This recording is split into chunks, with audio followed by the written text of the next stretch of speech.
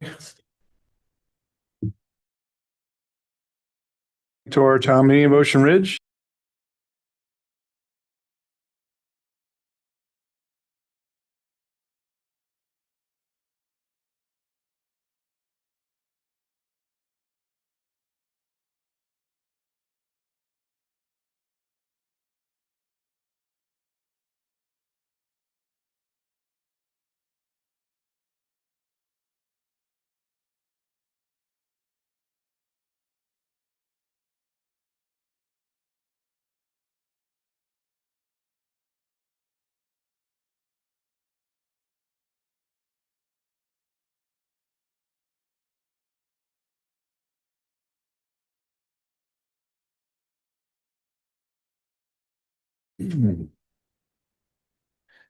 Okay, looking at the agenda, any additions, deletions, or modifications?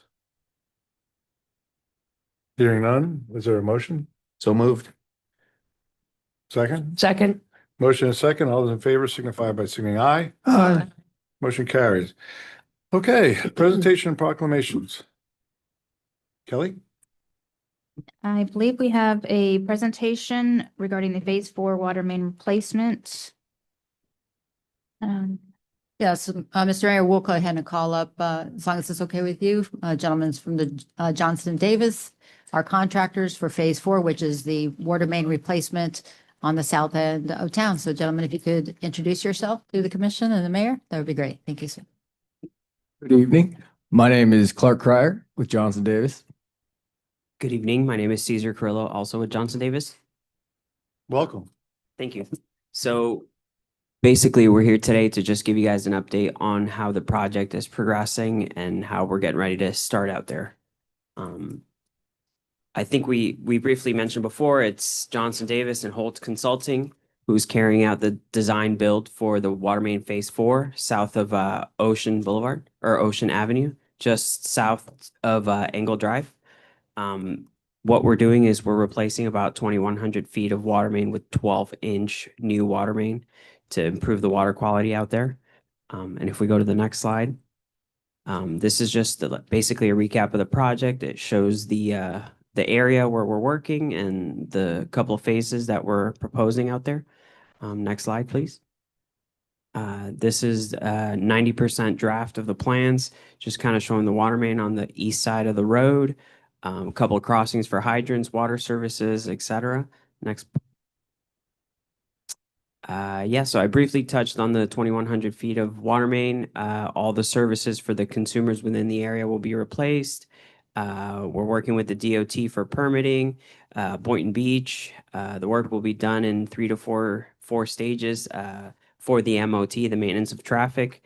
And for that, we will be using traffic lights and flaggers. Next slide, please. Design is underway. We are at about 90%. Hopefully later this week, we will have 90% plans to submit for permits to Boynton Health Department, DOT.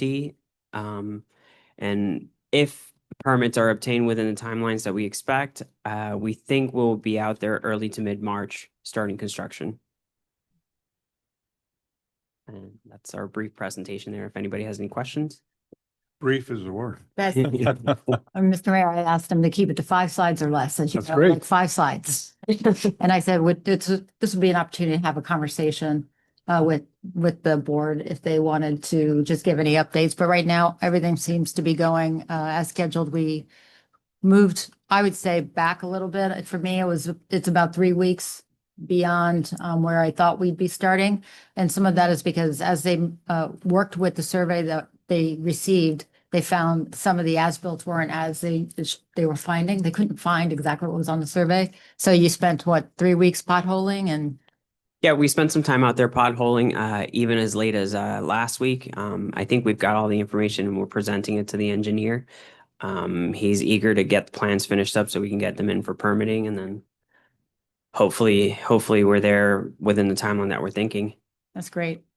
So can I ask a question? Just you mentioned improvement in water quality and it's a 12-inch main. Also water pressure too. That's been a concern. Do you find any change in pressure when you're going from, like we did a 10-inch main on the north end of town to 12? Do you lose water pressure in in those circumstances? Excuse me, you're really losing, the water pressure issue you have is most likely on the private side.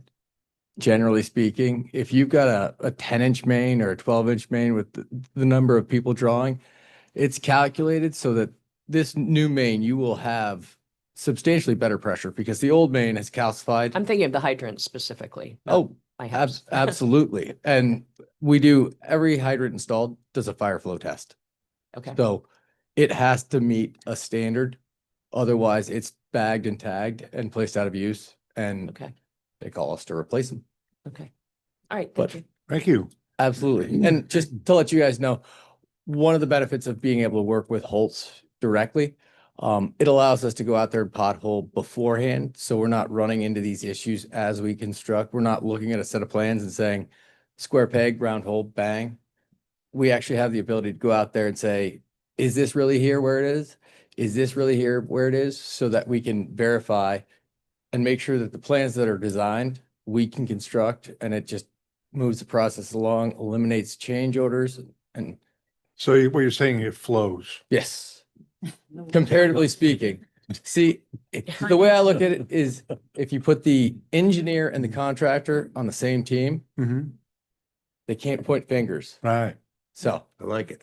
Yeah, me too. and again, Michelle has her contact information. My name is Clark Caesar. He's the project manager. I'm here for whatever you need. We're available 24/7 for the project. Thank you very much. Any Thank other y'all. questions? Thank you. Y'all have a lovely evening. Thanks, everybody. Thank you.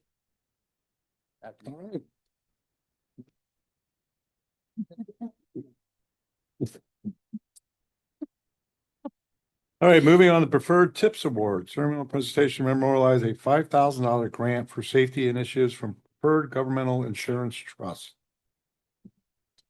Yes, Mr. Chris Kittleson is here to present a check for for the insurance company for the ventilation system for $5,000 for that project.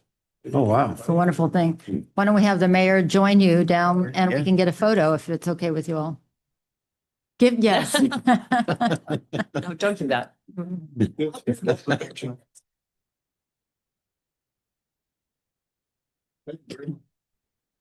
But that really helped for us to change the ventilation system. Where we? No, tell them to check. No. That check comes to me.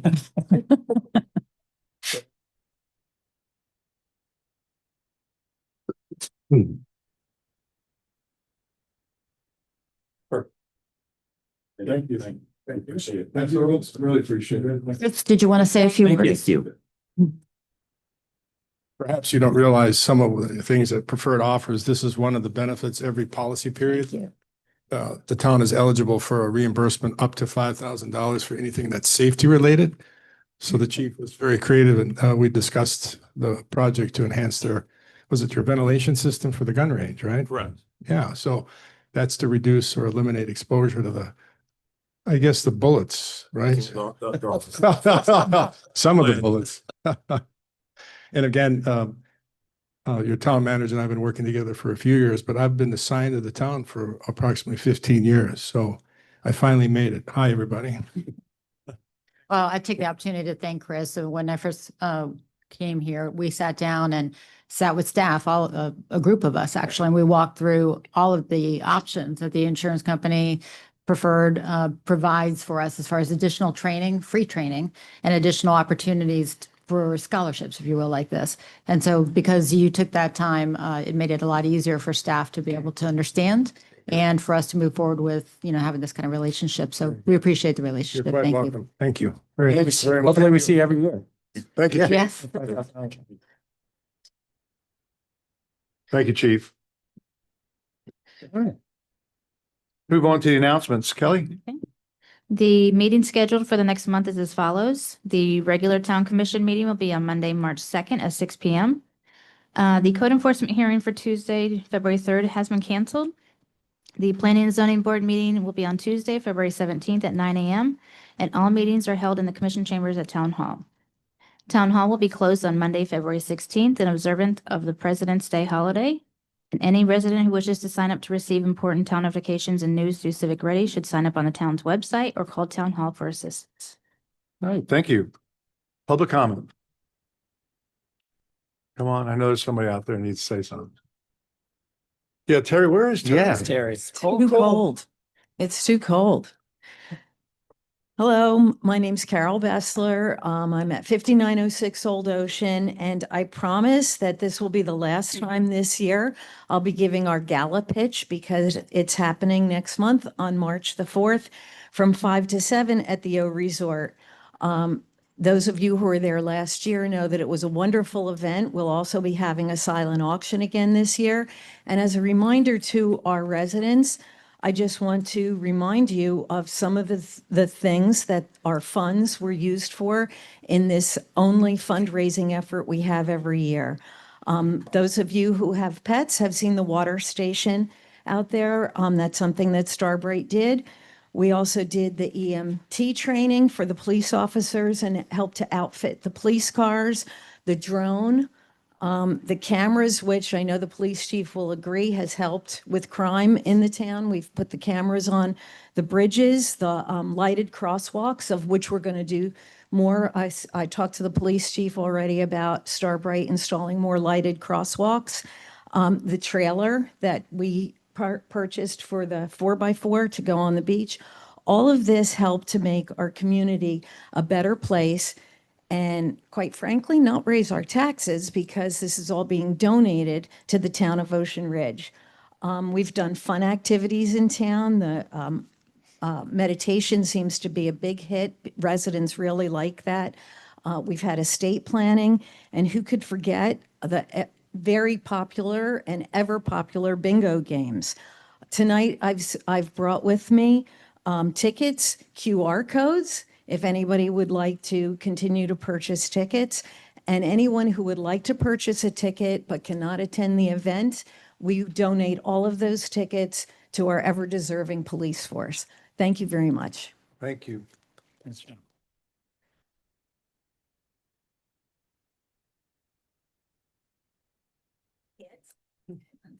Janet Shines, 120 Dolphin. Sometimes I'm in New Jersey, but most of the time I'm here. It's nice to see everybody and Happy New Year because I wasn't here for the January meeting. I wanted to ask the town manager or whoever is appropriate to please take a look at the Beachway Ocean beach crossing. I don't know what's happened in the last 2 years, but we've got the town branded garbage pail, and then we've got what looks like somebody's leaf pail for garbage on the weekend. If we have a garbage pickup issue, maybe we should step up the garbage pickup, but it looks horrendous to have this big tub sitting there next to the town one. There's a broken up plastic pathway that I think somebody put down a couple years ago that I've watched more than one person almost trip on. There's signage that I don't think is in compliance both on the beach and on the walkway. So what I would love is for whoever's supposed to look at those things to go and look at it, because as I walk town, and I love to walk on Old Ocean as everybody else does, and I see the other beach crossings, they all look lovely. And they all look well maintained. The signage looks in compliance. The garbage pails look like normal garbage pails. And then I see Beachway, and I feel for my neighbors who try to sell houses, and that's the beach that people go up to. But more than that, I feel for the residents and people that come over the bridge to enjoy our beach, that that's the beach that they most predominantly go to, and that that's what they see of Ocean Ridge. I just don't think it's in keeping with our town. So I would love to see some analysis of that, and maybe we could talk about it again next month. Thank The you. reason for the second trash can is exactly what you just said. Beachway gets the most traffic from over the bridge, so there was always a mountain of trash there. So the town was nice enough to install the second bin behind the nice looking one and stop the overflow problem. And number two, we now have trash pickup Monday, Wednesday, Friday, Well, then and it's still full. I'm picking my words carefully, Vice Mayor Cause. Mhm. You might want, maybe since we both live on the street, right, it maybe shouldn't be an us Mhm. thing, but a town thing. But if that's the case, that we need overflow garbage, then we should put more branded garbage pails in and not have garbage looking like that sitting on the street. just That's my opinion. Simply a cost issue. I think that if we need to talk about a cost issue, then we should talk about that. But I've never seen that presentation, nor have I seen the presentation to fix the walkway or anything else on the street. So I'd love to understand why it looks like that. And as a resident, I'm bringing that up because I don't think it looks right. And it's also pretty gross when the garbage is overflowing. So maybe Which a is third why garbage it's a pail, second pail. then it should be a branded one. Thank you. Thank you. Come on, Betty.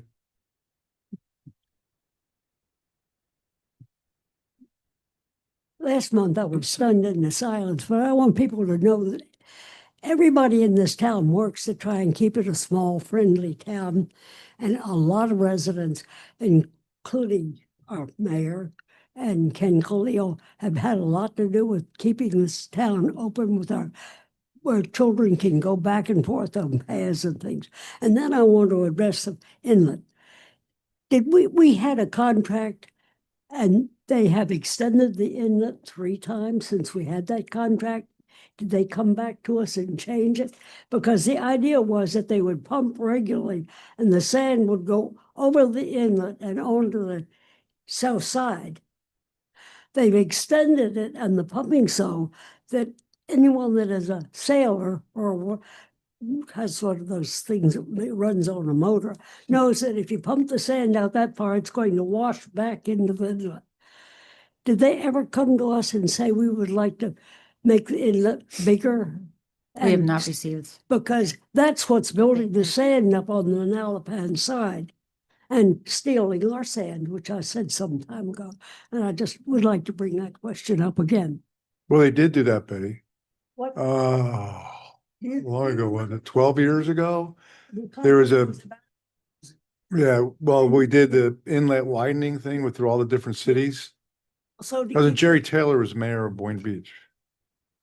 but that was also to keep the sand from washing into the inlet so they didn't have to pump as frequently. That's correct. Now, and for a long time, they did the pumping, and you go by now, they're doing it sometime, but they're not doing it every other day. And they've got it out so far that if you have any waves, every bit they pump goes back into the inlet. What was the purpose of doing it to begin with? And I think also they did that to keep the waves from crashing boats against the side for Well, because it creates, for people that didn't know how to drive their motorboats. well, it creates a shoal. That's the problem. Yeah. Thank you, Betty. Yeah, is there anything on that with Manalapan? Nothing new. Nothing new? Hmm. All right, anybody else for public comment?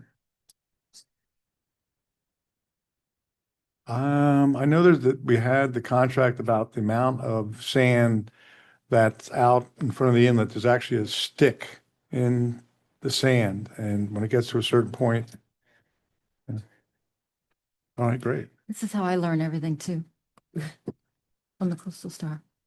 Anybody other public comment? Do you want a public comment it right now? No.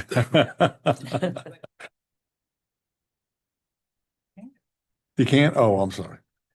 All right, moving on, close the public comment, move on to the approval of the consent agenda.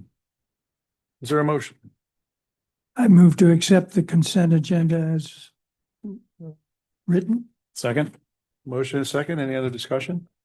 Hearing none, all those in favor signify by saying aye. Aye. Motion carries.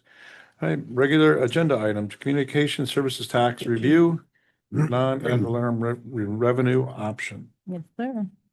I have some slide presentation or some slides to show you in a presentation. Here we go. So that is for the benefit of the public and for us to follow through. So where did this come from? This discussion about the communication services tax review came from our November finance workshop. So when we were all together, one of the directives from the commission was for staff to go back and review and potentially analyze and bring back to the commission some thoughts of additional revenue options for you to consider during the budget time, just in case Tallahassee decides to change the methodology on how we have revenue streams coming in. So we took a look, and the communication service tax review is what I'm putting in front of you right now. So the purpose of this is, as I just said, and to evaluate what's called CST as a potential tool, as an additional fee that is an option for a small amount of revenue stream for us to consider. So if we move to the next, so what is CST? It is a state authorized tax and communication, includes all your cellular service, the cable, the streaming, basically any mobile or cell or fixed services, which are internet, cable, and streaming. So how does it get charged back? You know, when you get your bill for your mobile, whether it's your cell phone or your internet service, sometimes at the very bottom, when you scroll all the way down, you'll see it says local taxes.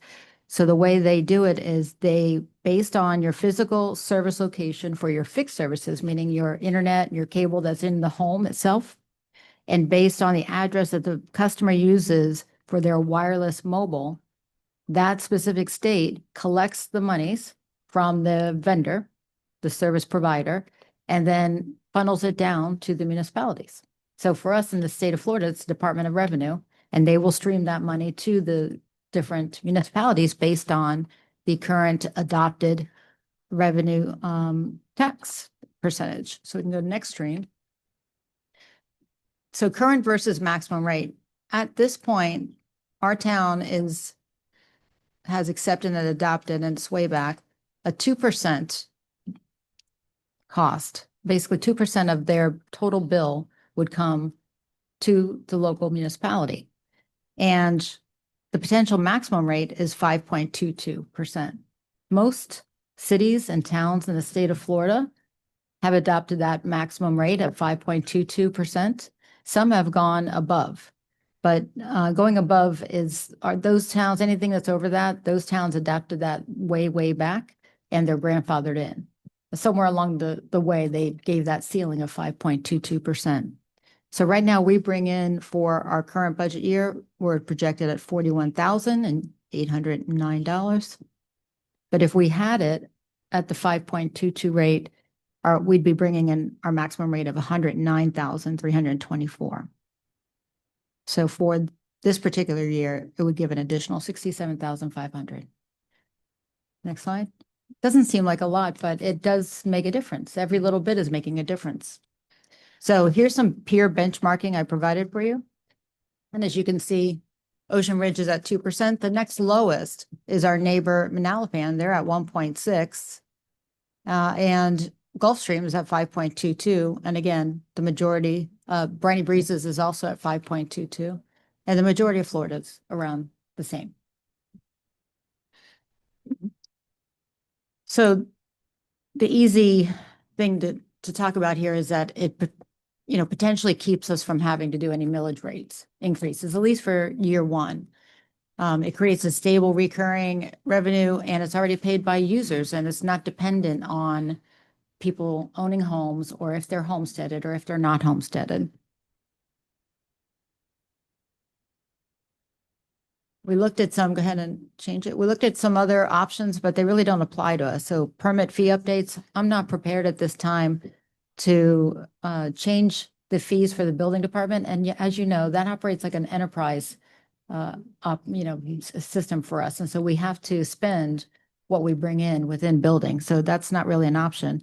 Business tax adjustments, not an option. We don't have business taxes here. And we don't have an appetite really in this town for special assessments. And, one of the things I would say is this town has done a great job of being fiscally conservative and keeping all fees either not occurring or very, very low. This is one of those fees you kept very low, but it's one that we have available for us to continue to look at. So we can move to the next one. So what's staff recommending? I'd like you to consider it. Consider this as an option for the next fiscal year. If we want to move forward with this, if this is something that you think might be appropriate at this time, and especially considering what may occur with the changes coming out of Tallahassee, then next steps would be to form an ordinance, adopt the ordinance. Of course, that would give the public time to speak for that twice, but we would have to do that by October 1st in order for it to be starting January 1st. We have to notify the Department of Revenue by October 1st. So we'd have to be complete with that, say during the budget season itself. So just additionally, this is usage-based, it's not property-based, and many people see this as a fair fee-based opportunity. And I have your Commissioner Allah's slide ready to go here if you'd like to speak, but I had an opportunity to speak with Commissioner Allah because, as you know, we've been working on forecasting. And so can you pull up that slide for me? In front of you is a hard copy of his slide that he created just as talking points. She's getting it. There it is. Just get the slide itself.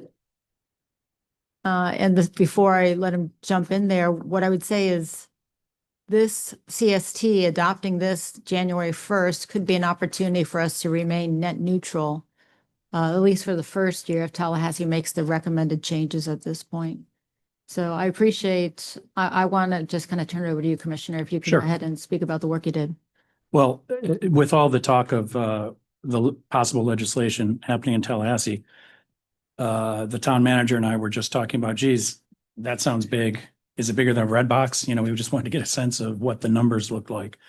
So I ran some projections on what it looked like, the current proposal, to the extent that I understand the current proposal. And Michelle and I went through it and tried to make sure that we understood it. We've summarized on the slide here how we think it works. And it sounds like it's a $100,000 exemption that phases in per year. So year 2 is 200,000, et cetera, until it's $1 million at the 10th year. And then I think limit comes off, and whatever your homesteaded house is valued at, there's no more ad valorem taxes for non-public safety purposes. So what we've done is make some assumptions. We assumed, as you can see on this sheet, you guys might not be able to see it very well on the slide. It's kind of small. I apologize for that. Again, this is first cut. So, we've made some assumptions. It's pretty broad brush. I tried to make it as conservative as possible. We've 856 total homes or thereabouts. About 44% are homesteaded, so that would be 377 homesteads. If we assumed that they were all, over $100,000, which I think is a pretty safe assumption, that would mean the revenue impact would be about $162 per home for the first year, and then that turns out to $61,000. Then in year 2, it would be $122,000, and in the year after that, it'd be $180,000. It goes up to a maximum in the 10th year at the $100,000, that would be at $611,000. But when the cap goes off, I don't have all the data. I need to analyze that yet, but I think it's going to be at least double that. It'll be at least $1.2 million or more that we would, in lost revenue that we would have because of the non-public safety ad valorem taxes that we're no longer able to levy on homesteaded houses.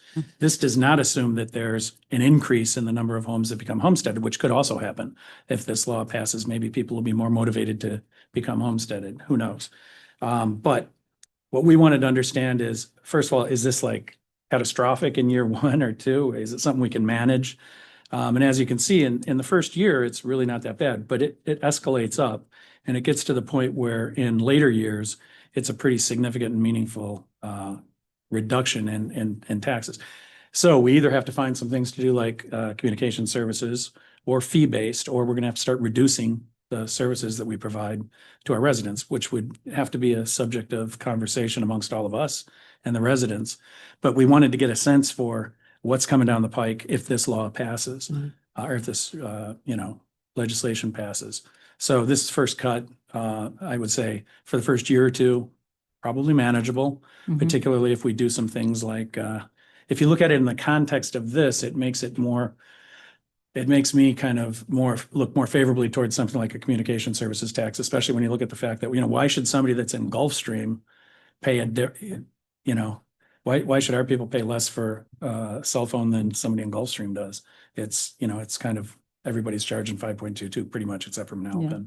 So it would be reasonable to consider that, but they're 2 separate decisions, but it's a contextual thing where when you look at it in total, we're probably going to be looking for ways to raise revenue. So I can just say to that, this $100,000 exemption a year increasing over 10 years, this is the one that's seeming to get the most attention rather than the automatic just elimination altogether. And then just another point is that any fees and assessments we do down the road are not tax deductible, but your taxes are. So That's something that people need to understand. And so it's more tax effective to do it the way we're doing it, but Right. Right. Yeah. that's, doesn't always make sense, what Thank you for Tallahassee doing does. this. Yeah, this is, again, this is early, so Mhm. we will modify this. I just kind of did this, over the weekend, so we'll get it nailed down, but it's pretty close. I don't think it's going to be materially different than this when we get it. So I have a question either for you, Ainer, or for the town manager. We're 2%, we're looking at 5.22%. Oh, on the communicate, well, that's, yeah, that's. Yeah, just on the communications tax, but that's really what this has its basis in. Mhm. So people don't usually think in percentages. They think in how much more is it going to cost? Because we recall that the local tax, you have to scroll all the way down and look at it. And so how much will the local tax go up if we go to 5.22? Well, Not, that, I that's don't, what Michelle I did. want to emphasize that this is a topic. different conversation than the Right. communication services tax. but I did this without regard we're to, talking about alternate forms of revenue, right? that's another, that's. a So I think conversation. that the number is going to vary on how much they spend. So it'll be a, user fee based, and it's going to be how much they use it. So if somebody owns a home and then they've decided they want the Cadillac of all, cable options out there and additional HBO. I don't know much about cable, but if you expand all these different options, the more you have, the more it's going to be. So they'll go from 2% of their overall bill to 5.22% will come to the town. So it's going to be each It's- person So individual. it's $60,000 of additional costs if you divide it by 586 homes, but in fact, it'll be more people because there's more cell Yeah. phones than there are homes. It's like $100 a head probably, or $100 a house, A year. which might be per year. Right, Yeah, per year. okay. I mean, I'm just doing a real rough calculation. Thank you. That's, Carol, by the summer budget meetings, will we have any more indication from Tallahassee? Oh, the budget, they have Yes. to have that done in June, Oh, right? It goes great. into So effect July that's 1. One of the we'll options know. to discuss it at the budget meeting. We can, Oh, yeah. we can wait until we Yeah. know. And I'm going to share this with the lobbyist. Spoke to him on Friday, but yeah. Okay. We'll keep looking at different methods of being able to create revenue.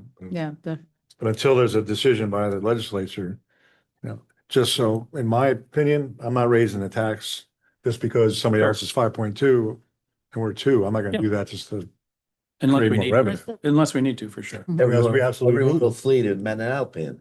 Yeah. Yeah, there's no risk of that. Yeah, I can see that happen. the one thing I think that you should applaud yourselves and previous commissions for is that you've, been for decades good stewards of the finances here and just making sure that the millage rate always remains low. The towns and the cities that have millage rates that are high, close to that 10 mark, are going to be the ones that have very, very little options. And so, here we have options, and as Commissioner said, it's not a fire sale at this point. Yeah. We're in good shape. So, Mr. Mayor, so far, we kind of did this on the back of an envelope. I'd like to request that, we ask Michelle and her team to spend a little more time on this so that we can get more accurate about it, so that we're prepared. I just think we should know in case they do sign this, which it's kind of looking like they might, so we're prepared and we know where to go. No, I think it's a great idea, but I also want to commend you for actually Yeah. taking the time to do this. I mean, Wasn't that much time. well, Thank you. It's something that, it's a team at work. Absolutely.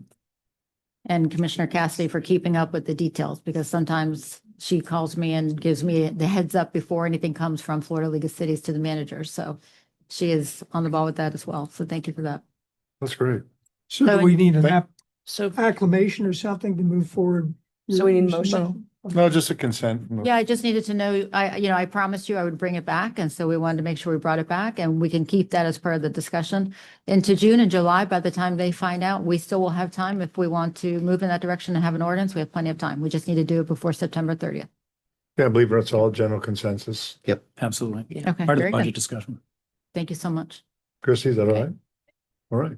Thank Want to check? All right, let's move on to the approval of ordinance on the first reading. Kelly? You read the.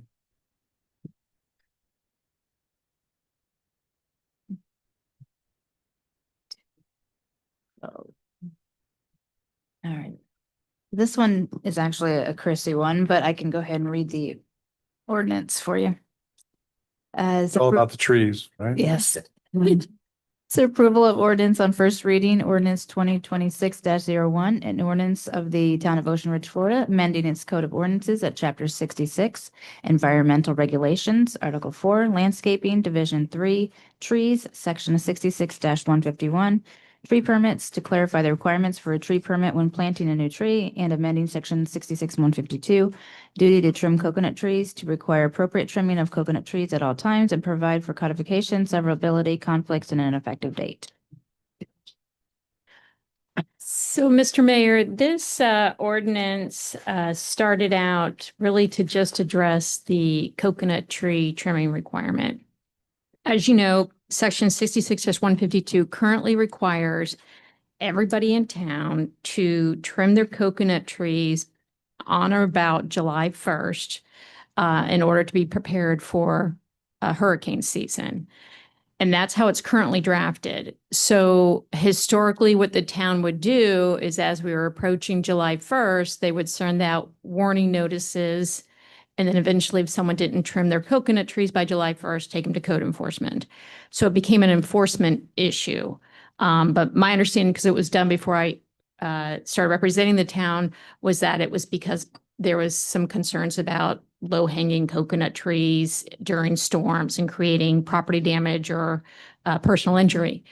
So more recently, the town commission had a discussion about that's a huge enforcement endeavor every year. Could we just make it a general requirement? So as someone's coconut trees are overgrown with dead fronds or mature coconuts, that they're just required to keep them trimmed like you would any tree in town. So the intent of this was to address the coconut ordinance, section 66-152. As we were preparing this to take it to planning and zoning, because it's in the land development code, the clerk and I had a conversation about an issue with a tree permit. And historically, the town has always required when someone is planting a new tree or trees that they come into the town and get a tree permit. And that's for several reasons. The biggest reason was to check to make sure that the tree's not being planted in someone's septic or drain field. It's our understanding that Department of Health prefers that they be notified before anyone puts a shovel in the ground that may disturb their septic field or drain field. So the other thing is we do a zoning check on where you're going to plant the trees to also make sure it's not on an easement or it's encroaching on the right of way, and also to ensure the species is a correct species and not a non-invasive species. Well, when we looked at the 66-151 on tree permits, we found that it wasn't clear that it clearly says before you plant a new tree, you've got to get a tree permit. So what we're seeking to do in 66-151 is to clarify that before you plant a tree or trees, that you come to town and get a tree permit. So that's what the proposed ordinance is seeking to do. It's twofold, but it is all about trees. Okay, personally, if I want to plant a tree on my property, as long as it's not some mega tree or something, like a tree I want to plant with my kids or my grandkids, I should be able to plant the tree on my property.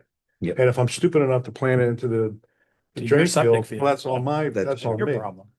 Other than the However- fact, this is the trees that Yeah, banned. except for the non-invasive. However, the tree, if the tree is planted underneath the power lines, that would actually then be in the easement, would it not?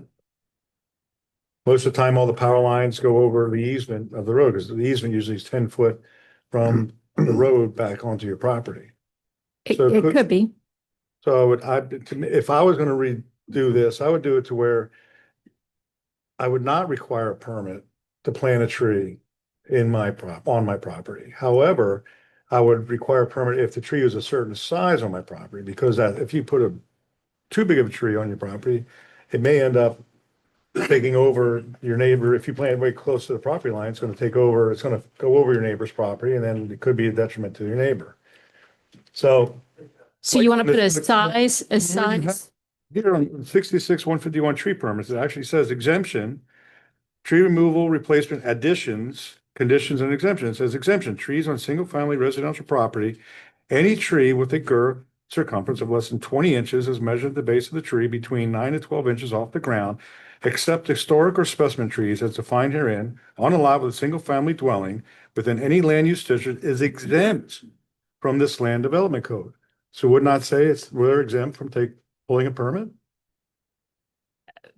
Well, yes, but the problem is how do we confirm that I guess the question is, if someone follows that and they plant something less than 20 inches, then there's an argument that they don't need a tree permit. That's what I'm saying. They don't need one. They don't. So if they do plant something larger, then we're saying they need a tree permit. That's- So you want that clarified? It's in It it. is clear. It is clarified. Okay. That's my point is that, I mean, we already have it in here. So, Well, the word addition was added. which is Right. Exactly what you're talking about. right, we're glad that it's being added. Because before you had to have a permit to plant an orange tree for crying out. Yeah, a little lemon tree or I something. just have, like, how did this come about? Are we trying to solve a problem that we're not aware of? I mean, what is the problem? Yes, the problem is that Coconuts. every year it all comes down to coconut trees. Right. And coconuts. And everybody, we had years ago, people would say that you would cut your coconuts because the coconut's going to be some missile flying through the air, which It's not true. isn't happening. So what we did is we didn't want the police department having to every year knock on somebody's door and say, hey, you need to cut your coconuts. Aren't they gonna have to do that, though, if it's an ongoing, recurring thing? Well, that's. They what don't we're have to gonna- do it all in June. That's what though. we're gonna vote on. In other words, the way we left it in my memory, I don't know why this ended up back to us, was Hal was police chief then, and we sat here and decided not to enforce the coconut ordinance. So we just stopped enforcing it, except when there was a public safety concern. For instance, if the public was walking through a back alley and there were coconuts hanging over it that could drop and hurt them, then those would have to be trimmed. So the only two areas that the coconuts need to be trimmed at all, in my mind, because then you start invading people's property rights, is power lines and public safety. And those are the two items that I think we should focus on exclusively. I don't want to get into a battle with my neighbor when he's calling enforcement code town, because some of my coconut fronds, particularly now actually, are kind of hanging and brown. And I don't want somebody telling me when I have to trim my coconuts. Well, I think the ordinance should say any tree below power lines or detriment Public safety. to public safety should be that should be the ordinance, not just specifying coconut. Specific ordinance for trees and power lines already. There we go. So then why We just need to, if we want to add it, public safety pertaining to coconuts. Do we even want to add that, or is it common sense? let's see. Well, you said we're already a sanctuary city for coconuts, right? And as long You as said we it's- don't enforce that? No, we don't. So Christie, a little clarification on exactly what are we changing in the sense of, we're changing it to where, I guess the point was to change it so that we did not go and have to knock on somebody's door to change or to do their tree. Every tree right Okay. now in town, according to the code, every coconut tree in the town of Ocean Ridge has to be trimmed But by July 1st. That's your current code provision. The direction was, we don't want to do that because we don't want to enforce that. Right. So the thought process was, okay, just make it a general ordinance. You got to keep your palm trees trimmed. Just like most cities have if you want to call it a blight ordinance or condition of a neat and orderly appearance for your trees, make it a general ordinance. So that was the thought process on that. The P and Z board, since they did recommend approval, they wanted to ensure that it still said in there that it's important during periods of high wind and hurricanes. So we put that verbiage back in, but still kept it general. So it's not just because of high winds and hurricanes that you're supposed to trim your coconut trees. So that's that. as to the tree permit issue, I see what you're saying about the first exemption. So are you saying that you're good with as it is drafted because the smaller trees would be exempt? Yes, I am. But Pretty you interesting. added additions, which is good. Right. The underline, which I want you, we're going to keep that. So you're good with that, adding in the requirement for a tree permit if it's not exempt? If it's not exactly, Okay. over a certain girth. Okay. But So see, shouldn't we rename the thing? I mean, Right. rather than name it the coconut ordinance, I mean, shouldn't we just make it a tree ordinance? Because let's face it, I mean, a Norfolk pine during high winds will knock off way more Yeah. limbs than a coconut palm. It'll take down houses. Yeah, so why, I'm just trying to think, why are we trying to just shoehorn coconuts? So I'm happy to change it to make it all trees. I think it should be just a tree trimming ordinance that, hey, you should keep all your trees trimmed up, and not a detriment to anybody who's, especially with the power lines, because as I did. Dave does. Power line, we had a homeowner a long time ago, plant them right underneath the power lines, and every time the wind blew, power would go out. Until it literally caught the tree on fire. And it burned the tree enough where it didn't grow anymore, which was, I thought Dave was out there with a chainsaw, but I. And Christie, on page 4, where you added planting a new tree, it kind of contradicts, the permit required language where the exemptions are spelled out. I don't understand why we need that. Yeah, it conflicts. Yeah, absolutely. Yeah. The whole intent of this was to spell out that you need a tree permit to plant. So what I can do is to clarify that unless it's exempt, so if you're going to put in a ginormous tree in your yard, you would need a tree permit. Right, but it already says it under 151A. Clearly says it, lists the exemptions, and then you add section 8, planting a new tree. It just seems redundant. There, because it's not spelled out that you need a tree permit to plant a new tree. But you don't unless it's 20 inches. Correct. So what I'm spelling out in this subsection 8 is to make it clear that you have to come to town hall and get a tree permit to plant a new tree. Like I If it's said, more than in 20 A, you added that, except as provided herein, it shall be unlawful for any person to plant a new tree without first obtaining a tree permit. And then section 8 saying the same thing again. Okay. Then I mean, if I you just want don't- Me to take out subsection 8, I'm happy to. I don't even know, I mean, this whole thing, I just don't get. It's like we're sitting here and I don't particularly agree that we need an ordinance that says trees in town should be trimmed perfectly. Who makes that decision? It's so subjective. Right. We're intruding on people's private property rights. I just don't understand how we got from our coconut problem to P and Z coming back with all this. It seemed like we were trying to go to kind of less enforcement, Less, and we're not correct. with more. enforcement. Right, Yeah. precisely. So if we want to do an ordinance that says, planting in the power lines, no, and an ordinance that, in the same ordinance, something about coconuts that could pose a public safety hazard by falling on any vehicles. tree, any tree. Any tree, I guess you're right. Yeah, any tree. that In poses a fact, public- why are we only talking about coconuts? The most dangerous ones are those royal palms. You ever seen one of those fronds come down? Oh, yeah. Oh, yeah. Yeah. That you're My correct. neighbor's They'll house. kill somebody. So I think this So- whole thing needs to go back to the drawing board and shorten dramatically. And as Amy just pointed out, we're not trying to be more restrictive. I don't understand how P and Z ended up. Chief, you got something to say? The real danger of the farm. With a coconut. Well, that's the iguana ordinance too.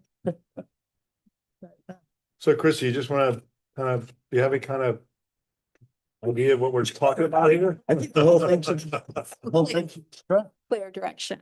I have a question. So what happens, this happened to my neighbor, her sea grape, old mature sea grape split. Half of it fell across the sidewalk on A1A. So she called a tree guy to come get rid of it on the weekend, and then she got fined. By who? I mean, The town? yeah, Wow. but that, you should be able to remove a tree under those circumstances. How long right? ago was that? What property was that on? Here. 623. Beachway? What? Beachway? Beachway? No, Hudson, corner of Hudson and A1A. What was, My what was? No, we didn't, we had a code enforcement case, Yeah, on Beachway. Oh, the hat racking. Beach, right. Yeah.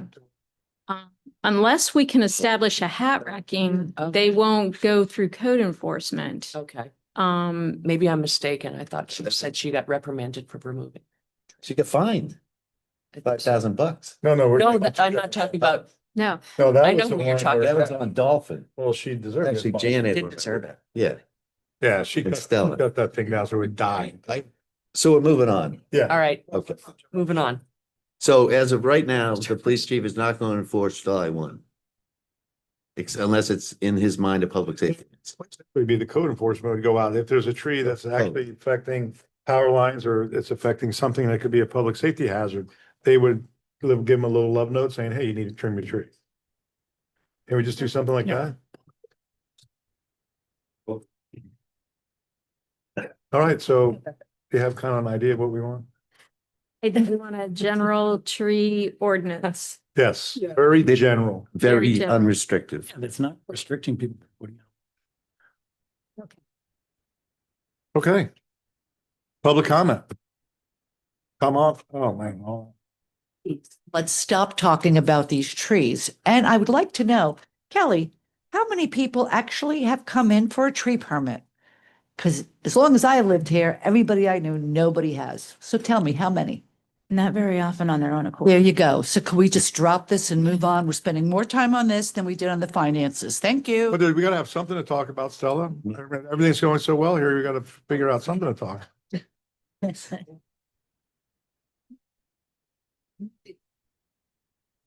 Carol Bessler, 5906 Old Ocean. Just for clarification, those of us who own property on the dune, there either needs to be language or something to include that, because I've noticed more and more people planting on the dune.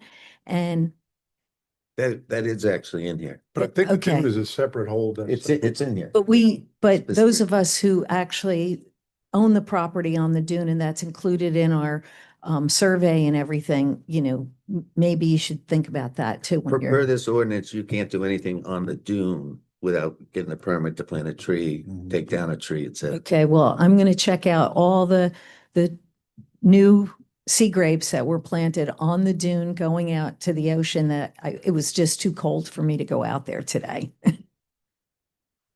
Thanks.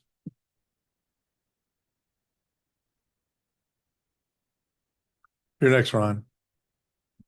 Oh, just turn it off. Sally Howell, 27 Harbor Drive South. So I'm just curious, on the Porter Ridge crossover, there was a large reduction of trees and sea grapes over the weekend. We're Can somebody investigating. We're that. investigating that. Explain that. Actually, the police are investigating. Yeah. But Oh. thank you for that. Yes. Large reduction. Yes, Somebody just came and did it. But thank you for bringing it up. all the way to the water. Ron? Take a look at it. You want to go. Quarter feet. Oh, yeah, that's a very sore subject about that. Because it took us 20, almost 15 years to get them that tall. I'm sorry, Ron. No problem. Ron Kern, 5510 North Ocean. The public safety versus common ground safety. If you got a property the size of Crown Colony, we have a large internal area, and there are coconut palms, all kind of trees. As a matter of fact, we did get a permit when we did our beach renovation to plant whatever we planted in that area. I'm confused with this one. We have a coconut palm that's 35 feet high. We can't even, now our problem is we can't even get to it. Okay, without specialized equipment being brought in on the property to reach those coconuts. We would take that as a responsibility because that tree, in our opinion, has to come down.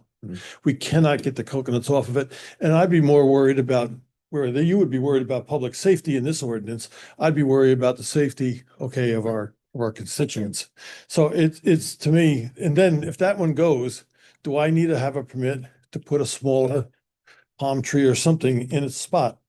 I don't know. I can't tell by what was just said in this conversation, whether one Do Well, I it's have to private- take, Your private property. Yeah. it's private property. Right. If it's less than 20 inches, you wouldn't have to get a You don't have permit. to If it's get- more than 20 inches, you'd have to get a permit. 20 inches in height, Diameter. In diameter. Diameter. diameter. Oh, we would never put something That's in bigger than incorrect. that. Yeah. It says That- circumference, so Oh, we should circumference. change it to diameter. So you. Yeah. It says 20 inches. Yes, that's a It says big difference. circumference. If you do, Diameter is this way, circumference. the graduate degree is in math, and I would tell That's a you very right good now point. that if you, there's a big difference between that size. 3.14. 3.1416 number. So So that- anyway, I would just, But it says- I don't want the chief to come by and tell us that we would have to take our coconuts down because we would be responsible enough internally to do that. But is that what I'm hearing? You can take down. We could take it down without a permit? So, Chrissy, that's a very, very important correction. Everyone's been discussing diameter. When you actually There needs read to be the fine diameter, print, not it says circumference. It So we're should be not talking diameter. circumference, Yeah, diameter. circumference, It that's should be really small. diameter, not circumference. I mean, diameter is, That's a small tree. No, diameter is the. Diameter is straight line. across. diameter is straight across. Distance around, yeah. Starbright ought to hold a math class. I don't wanna, so I guess you guys will come back, you're gonna come back with something that's been revised. Right. You can comment on it then, okay? Thank you, Ron. Anyone else? Christine Hassett, 29 Sable Island. Steve, maybe our memory is different, but I can tell you I was on the dais. I wasn't in any particular forum in the dais except for a commissioner when this all came up. And the reason that this initial ordinance was passed specific for coconut trees is there were two properties, multifamily rental properties on Tropical that had huge palm trees, coconut trees. And a lot of the coconuts during one of the storms, probably because the coconuts were neglected, they weren't taken care of, maybe the height, I don't know. But they did drop off and they dropped onto a bunch of kids who were renting the place as cars.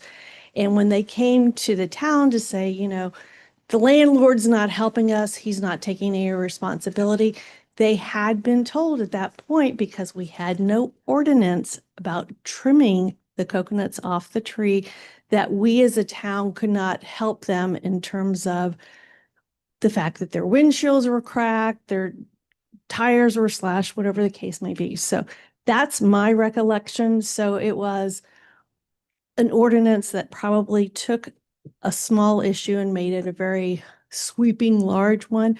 So, you know, but remember, codes and ordinances are meant to be changed as the times change. But I wanted to kind of give you the history. So it wasn't about, you know, us being crazy about coconuts or anything else like that. It was trying to help some of the residents down on Tropical who had no recourse to their landlord because of what happened. So we should pass a different ordinance that says, don't be dumb enough to park your car under a loaded coconut tree in a hurricane. That would be good, but I don't think that they have that option on Tropical. So Well, you know, first of all, if they had a lease with that owner, yeah, they could sue that owner for the damage on that thing. He has insurance just for that. So it's that whole premise of we're trying to help people that are, again, it's private property, Yeah, I don't know what we were doing. you know, and We can do it. anyway, so I think a little bit of it was protectionist for the town to make sure that we weren't going to get sued also. So anyways, just wanted to give you the little anecdotal history. Thank you. You can do what you need to do, right? Thanks. anyone else for public comment? You gotta come up. You can't, Janet, you can't do the shout out. Janet Shines 120. If you're noticing us all giggling and looking confused, it's because the agenda that was passed out tonight was for February 25. So we're having a really hard time following. That's why every once in a while you see people like. So maybe just like slow down a little when you put the agenda up for a second so we can all stay on track. Thank you. Conspiracy theory. Okay, anybody else for the public comment on the coconut ordinance? Nope. All right, close that up. So right now, there is no vote. It's just basically. You're coming So back. maybe I can try to help provide some I guess, some direction. So from what I'm hearing, it sounds like we want a general tree ordinance for everybody to keep their trees trimmed in a neat and orderly appearance, whether it's coconut trees or something else. Keeping the trees trimmed, Yeah, you gotta if work. it's. For safety. Power lines or if they- For safety. It's a, You don't want an aesthetic, Correct. no aesthetic purposes. So only related to power lines and for safety. that's correct. Okay. And by the way, Christy, when you presented this, I thought it was great that you gave us that summation on page 1. So we could gel in our brains what the rest of these pages were telling us. So if that happens again, that would be good. Okay.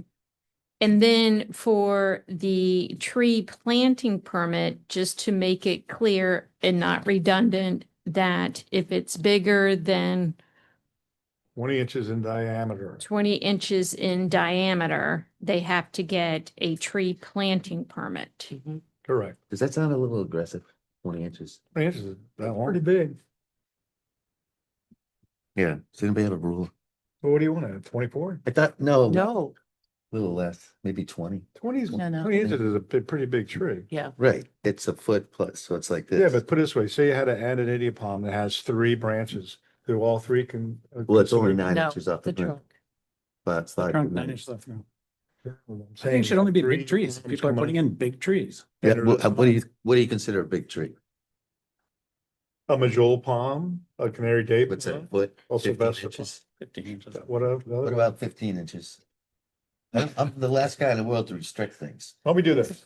Let's keep it at 20 for now, and then when we bring it back, in the meantime, you could go out. I'm gonna there go and tape measure. measure 20 inch diameter. tree. And what a 20-inch circumference tree is like too. That's like. Well, this. that's, yeah. Now, Stella's going crazy over there. now, because the way the code is currently written, is the 20 inches diameter also applying to removing a tree?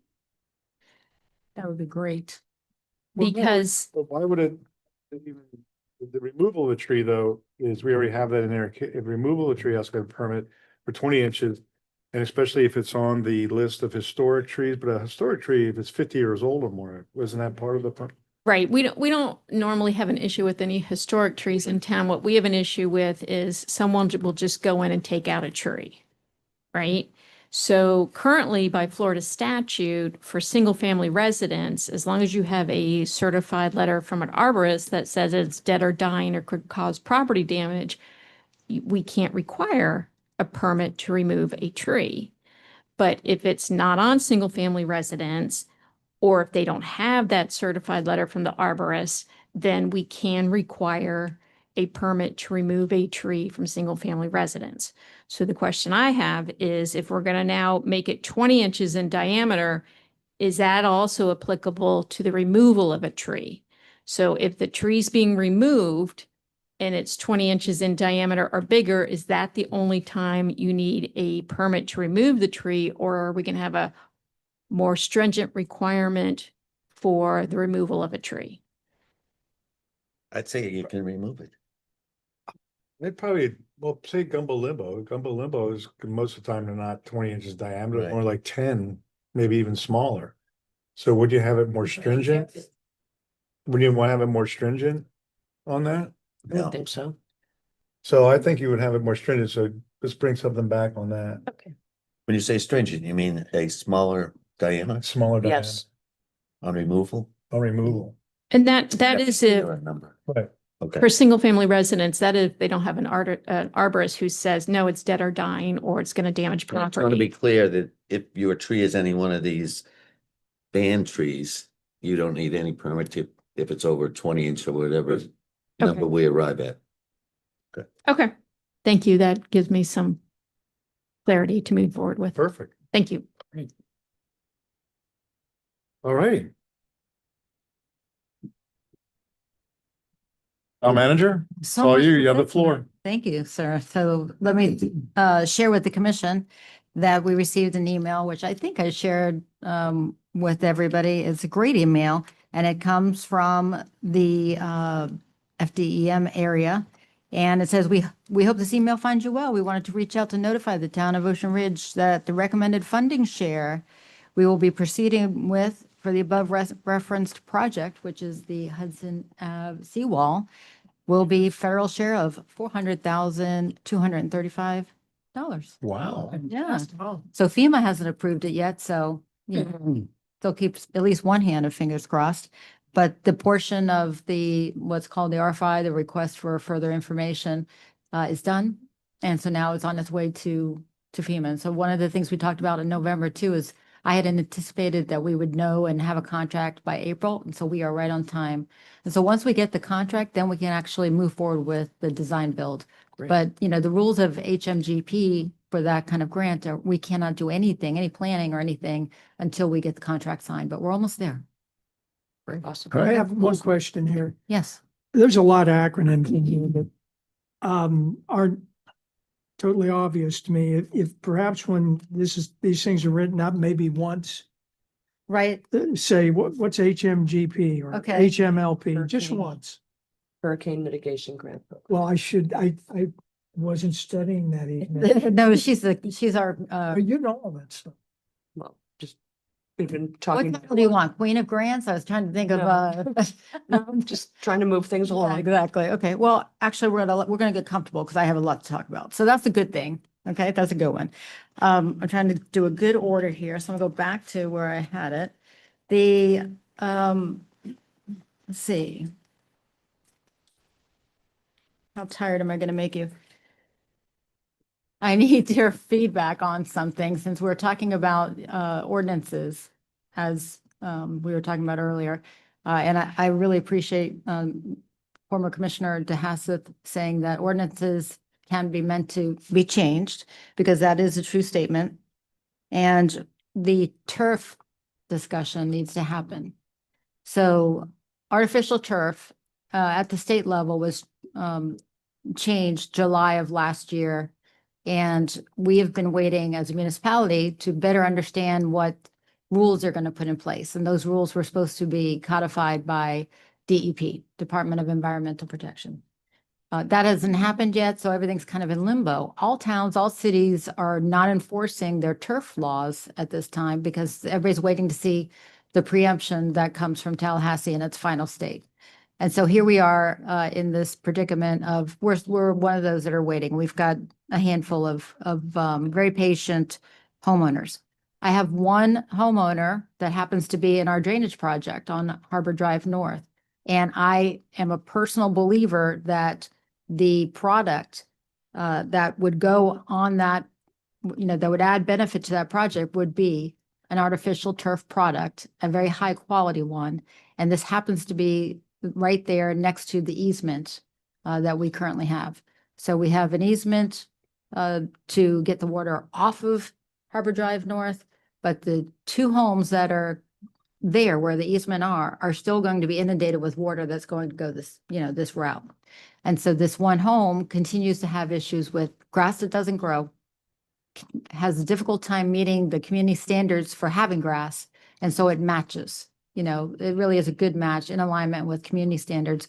Other than the fact that we have currently on the books, regulation that says that you can't have this product, this very pervious product, in the front yard or a certain amount throughout the yard. And I'm here to ask you to allow me to work with the town attorney to find a way for 66 Harbor Drive North to have this product in their yard. One, because it makes sense. It really makes a lot of sense. And two, it is in alignment with our current project that's about to move forward. And I think it's a fair and equal thing to do since the other neighbor was able to add some floor area ratio to their home as a result of us needing the the easement. And remembering that this particular homeowner gave us the easement way back when with the, you know, good faith, understanding that she wants to be a good community. But member. plus the state is. Can, When state's heading in they that direction, finalize. it is finalized. I can Yeah. explain It's it. Yeah, it was adopted in Done. July. And it prohibits counties and municipalities from adopting or enforcing ordinances that ban or unduly restrict the installation of synthetic turf single-family residential properties of 1 acre or less. But what they're waiting on the DEP for is not whether or not you can do it. It's just they have to dictate things about like the permeability of the product, to manage stormwater, heat mitigation, potable water considerations, and other environmental and safety aspects. But what I do know is that in talking to like a local builder, that DEP will not let you put it, regardless of how permeable it is or anything, on top of a septic. And I don't know if it's The the septic tank or the field. field. I don't know. The tank So- wouldn't Can't be the make tank. sense. It can't be the field. Because my tank's under my driveway. You can't put it over the field. So it Because can't be they- the tank. Probably They're the just field. considering that because of the permit. I don't know if that's true, Christy. Maybe you know a Have little a bit very more about permeable- that. Yeah, I know. But Yeah, the rule was passed was Senate bill back in 2025. Mhm. It prohibits local governments from enforcing any synthetic turf rules that are contrary to FDEP regulations. So what everybody's been waiting on is for FDEP to promulgate its regulations. Right now, it's a proposed rule. So technically, right now, everybody can enforce whatever prohibitions they have on artificial turf because there's no promulgated regulations by FDEP. So that's what the town has been doing, staying with the course until FDEP passes its regulations. And then every local government's going to have to pivot because the way it looks like is there's some stringent requirements on installation and drainage. So we might have to pivot from a placement location and percentage location prohibition to as long as you meet these requirements of FDEP for a single family residence less than 1 acre, you could possibly put it anywhere. But until DEP passes its regulations, there's nothing for a town or a county's prohibition to be in violation of. But if, I don't know if I agree with that. I would really like to know more about it because if any homeowner is putting it in, they're going to have to get DEP approval, correct? Well, DEP currently does not have regulations on synthetic turf. They've left it up to local jurisdictions. So part of the reason the legislature took on this issue last year was to create uniformity across the state and also so DEP could have uniform regulations for things like installation and drainage requirements. But they've relied on local jurisdiction of whatever your limitations are on artificial turf. So until those regulations get promulgated, there's nothing that the town's ordinance violates. But doesn't it seem crazy to enforce an ordinance that we know is going? Yeah, Well, we can have a problem absolutely, with but that.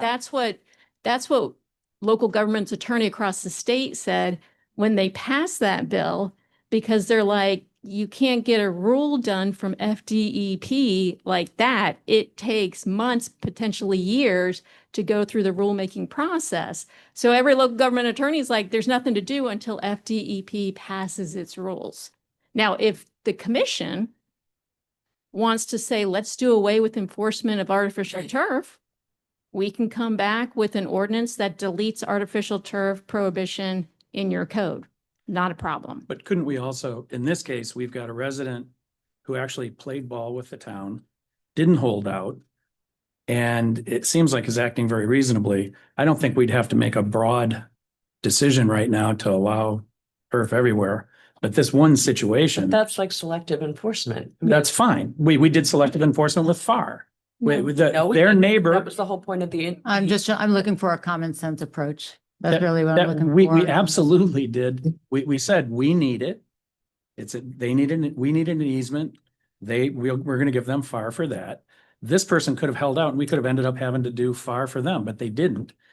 And all they want is in a place where they can't plant grass to put in a product that's probably gonna be probably gonna meet all the permeability requirements. I don't see why we would hold that So person my- in worse. Well, you can do position. that administratively, can't you? Yeah. From a legal standpoint, right now, our code has limitations on where artificial turf can be placed and percentage wise. Can't be in the front. If someone wants something contrary to that, until that ordinance is repealed, they would potentially have to seek a variance. Now, what we did with the FAR was we passed an ordinance that it's applicable to any resident, not just 62 Harbor Drive North, any residents that we ask for an easement from. So it made it applicable to everybody who would qualify. So it's not. At our discretion. It's not selective enforcement. What we're doing is if we grant this property owner a variance from the artificial turf thing, that would be considered selective enforcement. Should we bring anyone forward thereafter for violating artificial turf? So really the option from a legal standpoint is repeal the ordinance, do nothing till FDUP does something, or advise the property owner to seek the variance. But the way I understand the FDEP, that's going to be specifications for the product. Correct. It's not going to be anything about placement. There's a proposed rule out that's right now out. It includes things like you can't prohibit it if it's green. You have to allow for it to be installed a certain way. It has to be outside of drip line of trees unless they can apply for an But I exemption. call that specs. So there's a variety of regulations that they're creating, but it's not just like it has to be, this type of So permanent Ann's ability.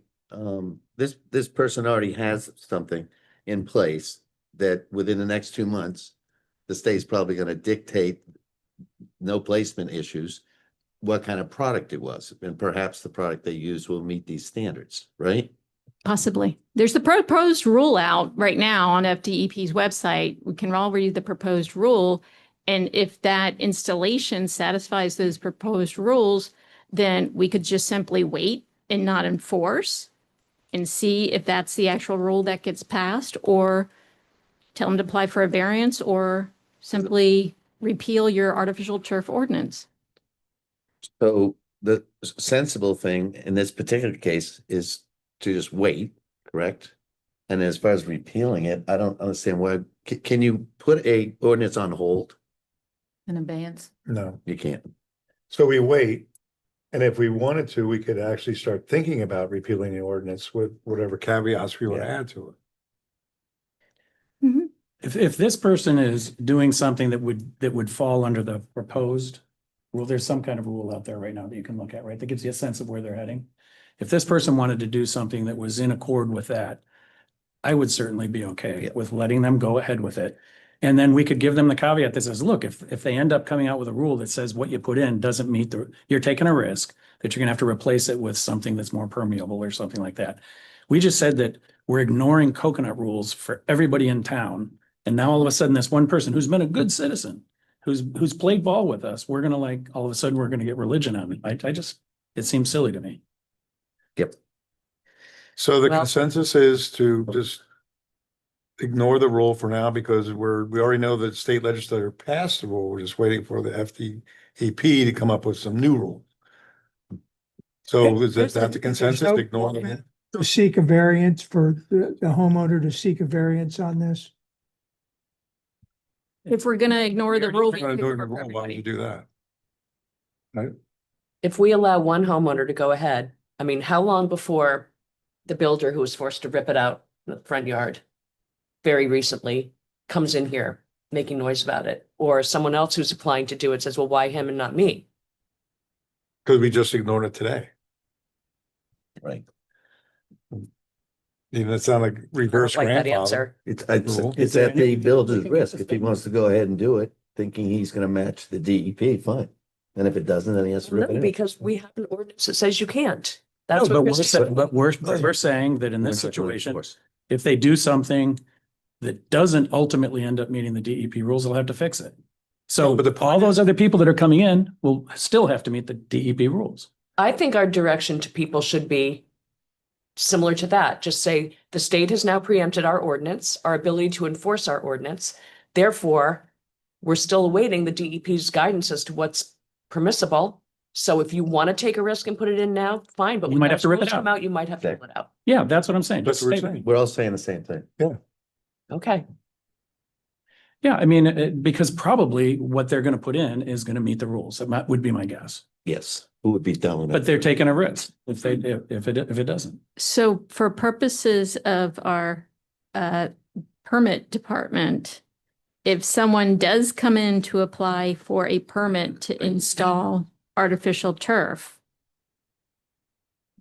are we just simply saying to them, we're not enforcing this, here's DEP's proposed regulations, if it doesn't satisfy this, you're gonna have to rip it out? The eventual final regulation that final. we don't have knowledge of yet. So. Oh, wait, it- wait. They don't want to take that chance, then yes, we'll take your permit. I mean, you can get a permit and it's permitted, and then whatever comes out with the DEP, we've already permitted in there, so they can The have. that problem is risk. our permit restricts space. Right, The but- state does not. Right, but the point is, right, you're giving the choice to the person coming in, hey, look. the If you state- want no risk, you have to live by if what you we want got. no risk, If you're Go willing get to a take permit. risk, you can go with it, but you might have to rip it out. Okay. By risk, you mean increased space. Risk that whatever they put in won't meet the ultimate rules that DEP. But my understanding is there is no rule on ground coverage. Yeah, but they haven't Percent. finalized it yet, so who No, knows what. finalize that part. Yeah, they're Well, not, they don't have any no, they have. jurisdiction They over that, finalized, yes, the quality of the product. right. They haven't, exactly. But as far as how much you can put, they're saying whatever. They Whatever you don't want. have they only have a proposed rule right now. It's not the final Where do DEP we- They regulation. could change it is my point. We You don't know go what to the the final will be. DEP website Mhm. and you simply type in synthetic turf. You scroll down through several of their proposed rules and it's down at the bottom. But Christie, they can change a proposed rule, right? Absolutely. Yeah, so we Not don't know final. what the final rule will be. I thought it was already established that they weren't going to limit the ground cover, the percentage of ground cover. It's not in the current proposed rule, but that brings up the issue of whether the town could still regulate it or not. So a lot of what we're hearing when we speak to people in Tallahassee or the lobbyists is, Tallahassee is really trying to change the culture in some cities and towns away from over regulation and having community standards that are so strict that it's very much like an HOA. In some cities, if there's no regulation on the type of product, you might have somebody who puts a very inexpensive product Right. in and it's a problem. The product has gotten so good in the last couple of years that most of the contractors that actually lay it down they don't sell the bad stuff. They sell only the good stuff because they have to be able to be prepared to back it. Now you can still go to Home Depot and I think buy the cheap stuff by the sheet. But at the end of the day, you still would have to get a contractor to get a permit. You still would have to have a contractor that's licensed in this town Registered. and registered, and they still would have to be accountable for those procedures. And I think that in this town, you've got enough safeguards that you run a very low risk of having, bad product get put in and then neighbors being upset about that.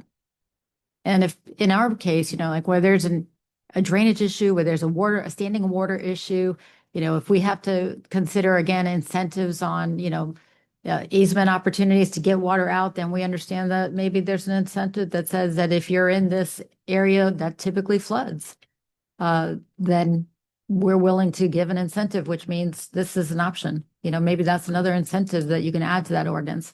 Other than that, unless you have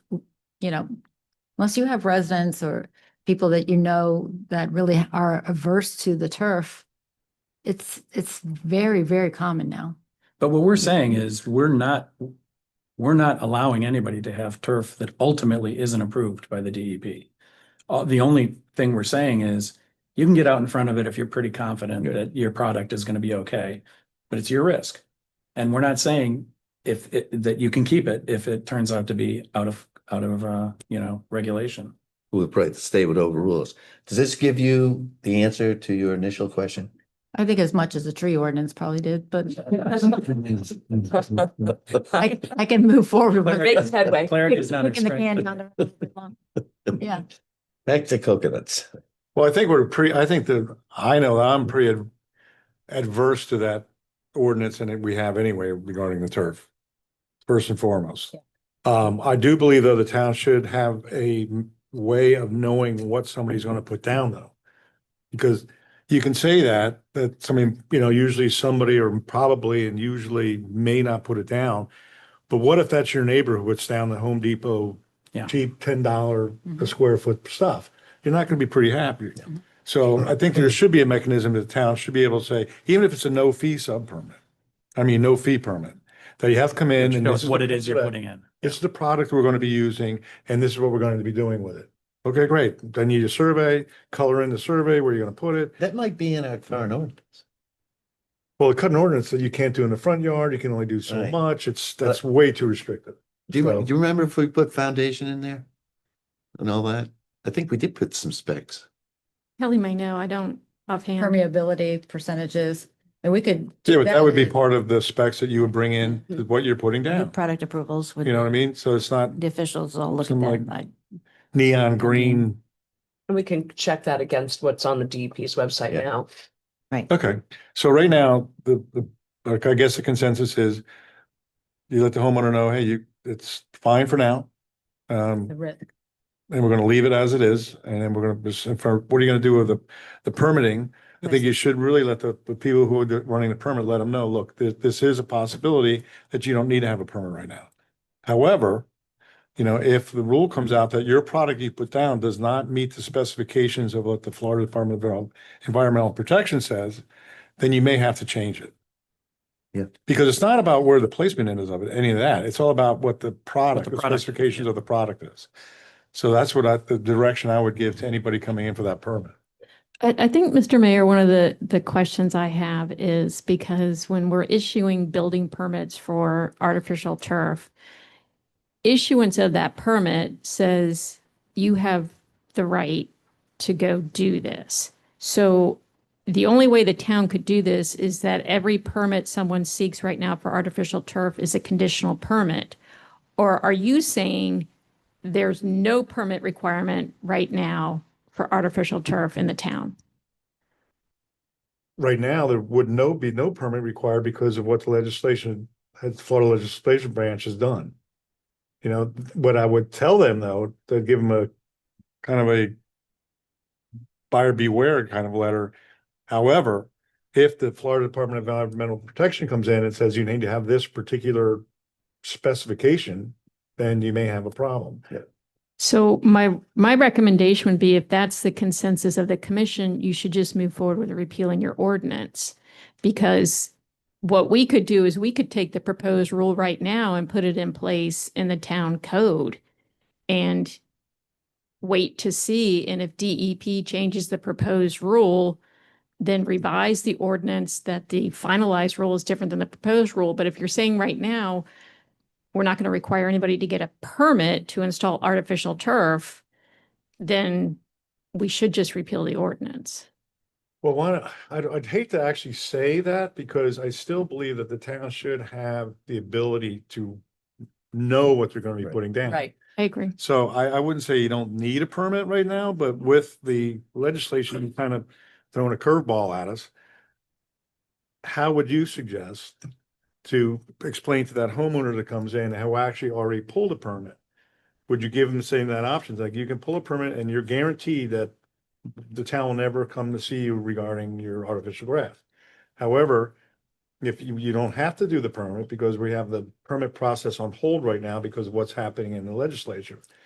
And the specification of what you're putting down could be wrong depending on, it all depends on this, this, and this, and this. So if I was that person, now we could change the ordinance and remove all the restrictions on where it goes. Rather than repeal the whole ordinance, we could actually create an ordinance or repeal that ordinance or change the ordinance and say, okay, we're going to let you put it wherever you want to put in your property. And however, you still need to have a permit and you still need to show us exactly what you're putting down in there. Because also the town should have, and I don't know if it's in the ordinance now, of what cannot be put there. I mean, do we have any of that right now? Because the town should be able to recognize if somebody's putting down garbage or not. I mean, we just talked about putting in trees and you can't there's a whole list of trees you can't put in here. And If you want me to pull it up. The turf thing can get into. I think planning and zoning got into the turf argument a long time ago. There's Yep. got to be something in there. It didn't end well. Can I ask a question? Sure. Is the legislation saying that you possibly may not need even a permit for the artificial turf, or are they just talking about regulations on the turf? They're saying that we can't enforce any ordinances that ban or unduly restrict the installation of the turf. Right, so But a I mean, permit you wouldn't can, restrict Subject it. to the town DEP. can require a permit Right. to do it. Yeah. Because all we're doing is just making sure that the product, to me, the only thing we're really making sure is what the product is you're putting down and how you're putting it down. Because you have to have the right level of gravel, the right level of sand, what type of sand you're putting down, because some sand has chemicals in it, you shouldn't be going in the waterway. So why don't we give a conditional permit until the rules are final? So right now in section 66, 142 of the town's code, you have minimum material standards that set forth green, lifelike, individual looking blades, minimum permeability, 8-year manufacturer's warranty, lead-free. You have installation, maintenance and repair requirements. You have the location requirements. And then there's an existing artificial turf requirement. So you do have material requirements currently in there. Yeah, green, okay. Well, it's a laundry list of, Can't we just remove the location language? yes. You That'd be a could, good sure, idea. sure. And warn the buyer, buyer beware. Good common sense Yeah. approach. Dark green. Yeah. To dark green, to the green. See, I really don't want to get into the weeds of this. but You gotta throw it out there. The mayor trope. All right, so you have the, I do. Thank you. We'll move forward with that. I did hear in the audience, somebody yelled out, I have two more things. One, the next thing is, somebody had mentioned that we don't currently have a code enforcement, person. And so good news, I have somebody on the hook, if you will. And, I will work with our finance director to understand the best way to put them underneath the building, basically that enterprise organization kind of funding. And if that's not possible, then I'm going to most likely have them reporting to our lieutenant in the police department so that the funding stays within the public safety element. Yeah, I think it sounds like a public safety thing, so we should have it under that budget. Okay, very good. Yep. All right, we'll do that. And then my last thing is a doozy. Oh, boy. Oh, hold on, John. You all right? Okay. I can hear him breathing from here. Can you take one and pass it down? This is an item I'm going to ask you to bring home and think about, and then maybe we can come back together on this item. And this is an unusual one, but I've been looking at different parts of the charter and anticipating the rate of change for our town and what our biggest threats are. And what I'm asking you to consider here is a revision to the term limit portion of your charter. And so sometime back, it looks like in 2019, you, as a board, whether you were here or not, moved forward with term limits. And this memo serves to provide you simply, my opinion, and then I gave you a little business case in there as well. That term limits, while a very good talking point in today's world politically, can work against us in a small town.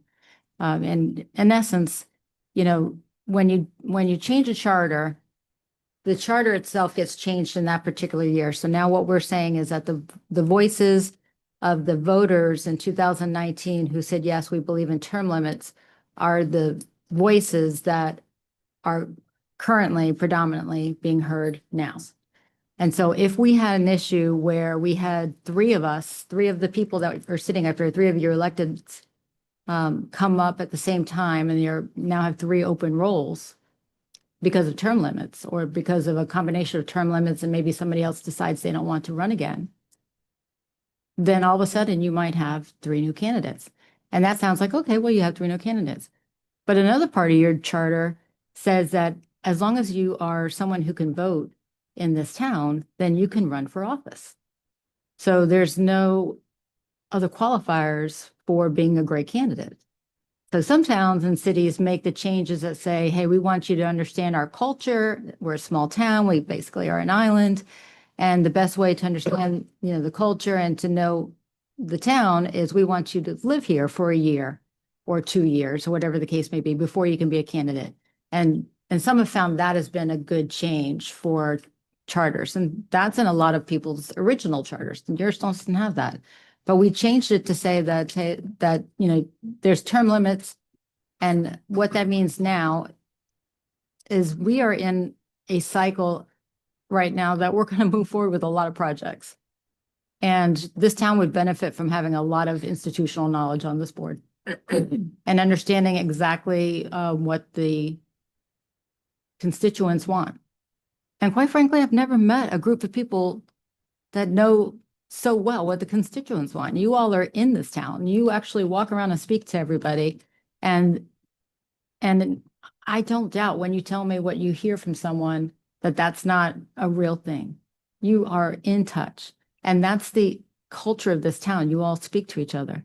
And I feel like part of that is lost now as we say, I know we've got to, in the next couple of years, we'll have an election where people are not going to be able to run again. And that's going to be a loss. And this is not, I just want to make sure that the public knows this was not initiated by anybody up on this dais.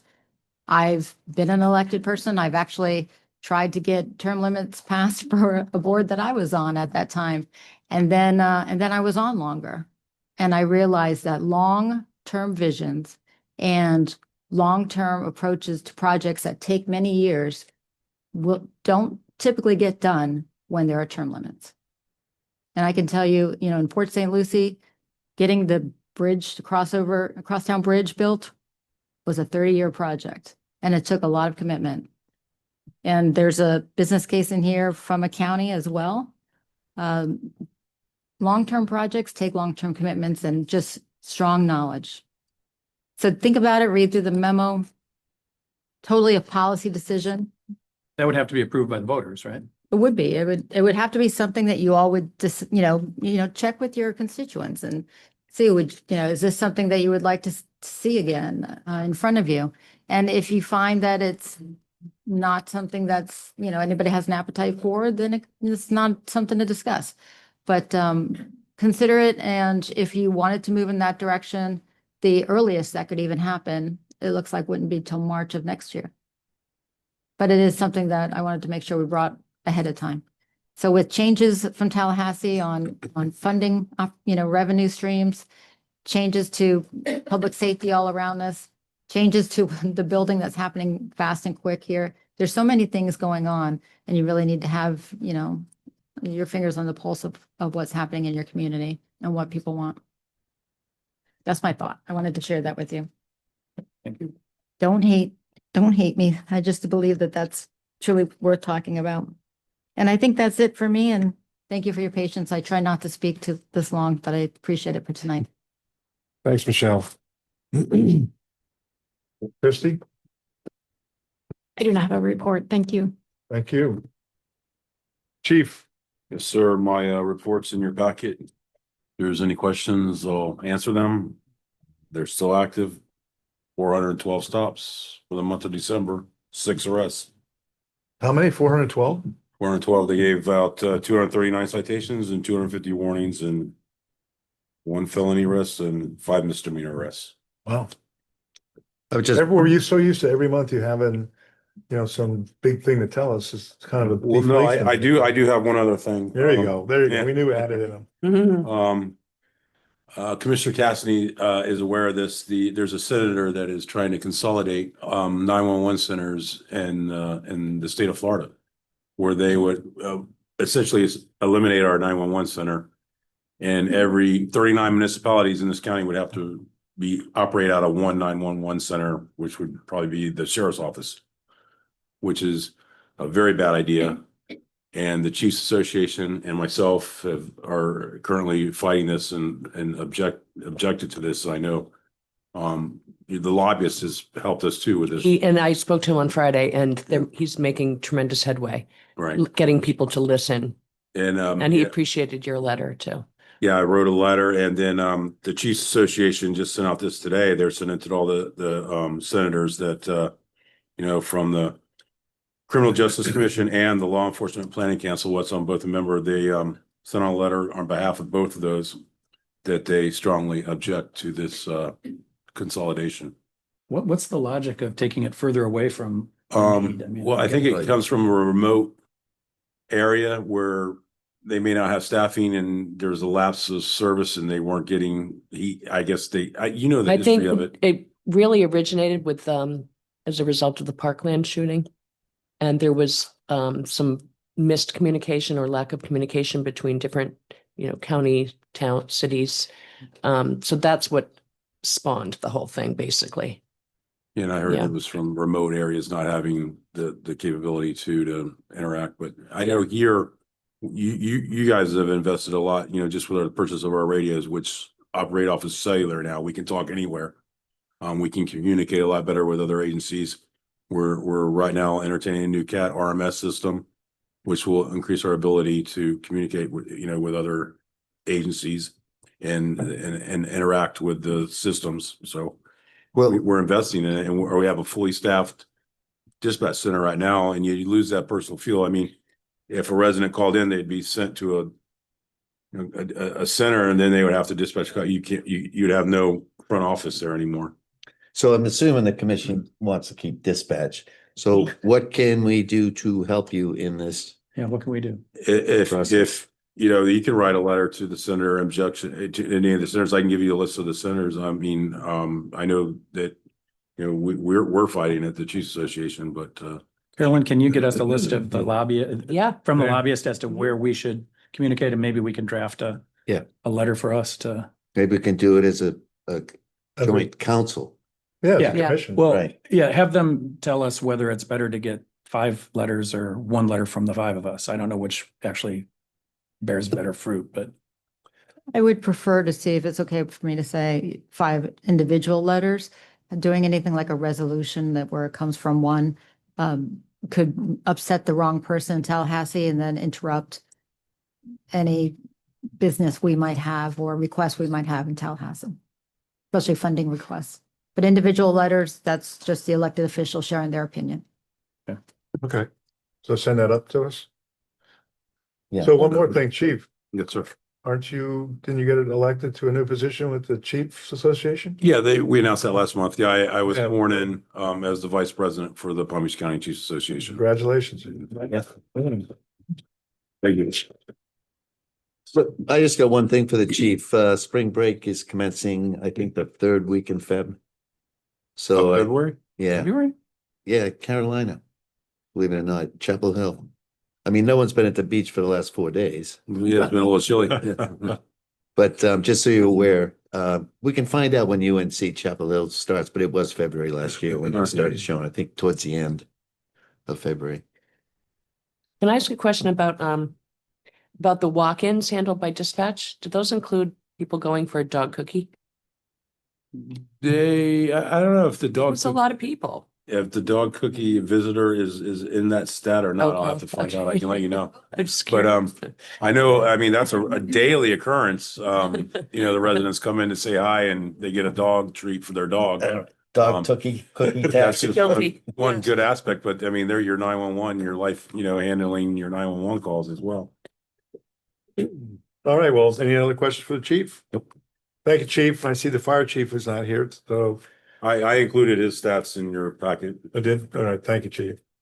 All right, is there anything else? I guess not. Well, thank you for coming, everybody. Meeting adjourned. See you in Thanks March. for sticking it out. Thank you.